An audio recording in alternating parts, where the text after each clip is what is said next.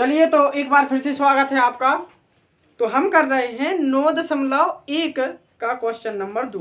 इसमें लिखा है आंधी आने से एक पेड़ टूट जाता है। सबसे पहले इम्पोर्टेंट रहता है हमें क्वेश्चन को ध्यान से पढ़ना। आंधी आई, एक पेड़ टूट गया और टूटा हुआ भाग इस तरह मुड़ जाता है। तो आप समझना है इसको क्या करेंगे हम। ये है हमारा, मान के चले पेड़, ये ऊपर की तरफ था, यहाँ से लेके यहाँ तक था मान लो। तो यहाँ से आंधी आई और यहाँ से क्या हो जाएगा, टूट के जमीन पे झुक जाएगा। यहाँ हम इसको जमीन बना दे रहे हैं। तो इस टाइप से पेड़ हमारा यहाँ से टूटा और जमीन पे झुक गया। ठीक, फिर उसके बाद है एक पेड़ का शिखर जमीन को छूने लगता है और इसके साथ 30 डिग्री का कोण बनाता है। तो 30 डिग्री का कोण बना लेगा जमीन के साथ, 30 डिग्री का कोण बनाता है। पेड़ के पाद बिंदु की दूरी जहां पेड़ का शिखर जमीन को छूता है 8 मीटर है।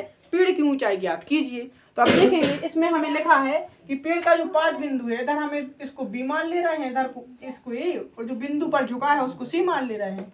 पेड़ के पाद बिंदु से उसके शिखर जहां वो झुका है इसकी दूरी कितनी है, 8 मीटर। ठीक है, तो अगर किसी को डाउट हो यहाँ पर चित्र में तो बता सकते हैं ऑफलाइन क्लास वाले।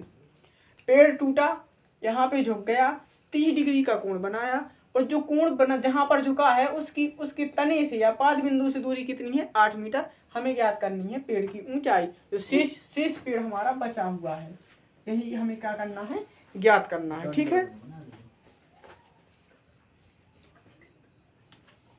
फिर हम देखते हैं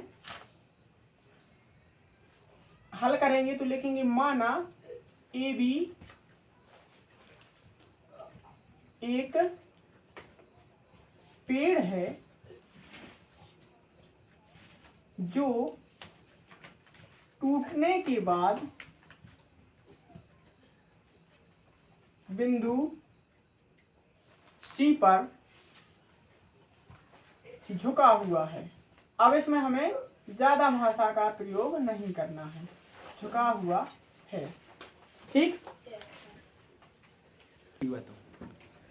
तो यहाँ पे हम लिखते हैं अब कि जो हमारा ए बी है, ए बी हमने माना है एच मीटर। ठीक है, तो सभी देखते जाएंगे ए बी एच मीटर है। उसके बाद है बी सी की लंबाई, वो है हमारी 8 मीटर। बी सी की लंबाई है 8 मीटर।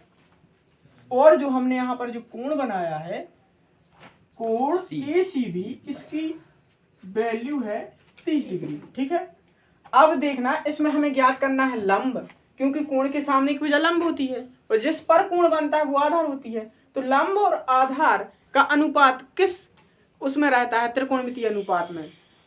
तो लंब बटे आधार किस में रहता है, बताएंगे कोई? 10। तो अपन देखें, हाँ 10 में रहता है, 10 थीटा में। तो अपन देखेंगे तब त्रिभुज ए बी सी में tan थीटा बराबर होता है लंब बटे कर्ण, आधार होता है, कर्ण नहीं होता है, लंब बटे आधार। आप उसको एल ए एल लाल बटे के ए कक्का से याद रख सकते हैं, साइन कॉस टेन। तो 10 का होता है लंब बटे आधार। ठीक है, ये ट्रिक है याद रखने की, आप नोट कर सकते हैं इसको। फिर देखें तो tan थीटा की वैल्यू कितनी है यहाँ पर, 30 डिग्री। लंब है हमारा ए बी, तो ये भी लिख देंगे इधर, और आधार है बी सी, तो हम लिख देंगे यहाँ पे बी सी।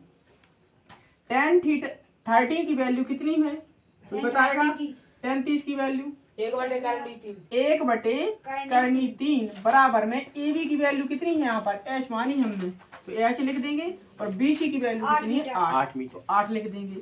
अब कुछ नहीं करना है, 8 को इधर ले आएंगे तो जी आ जाएगा इसकी मल्टीप्लाई में, तो 8 बटे करनी 3 बराबर में आ जाएगा एच।